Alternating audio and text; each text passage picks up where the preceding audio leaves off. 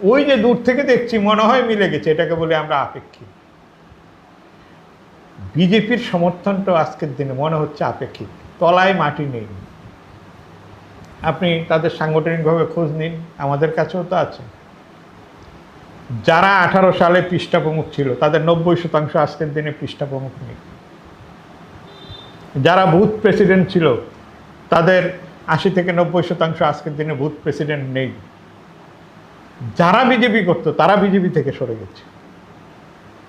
কিন্তু দুর্ভাগ্যের হলো সত্যি, মানুষকে কিছু ভয় দেখিয়ে, কিছু প্রলোভন দিয়ে অনেক বিরোধী দলের লোক নিয়ে এখন বিজেপিটা কোনো রকমে তার গায়ের জামাটা পরিয়ে রেখেছে।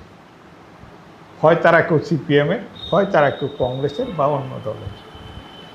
জনসমর্থনের দিক থেকে যদি আমরা ভাবি বিজেপির খুব জনসমর্থন আছে, তেমনটা কিন্তু বাস্তবে নয়।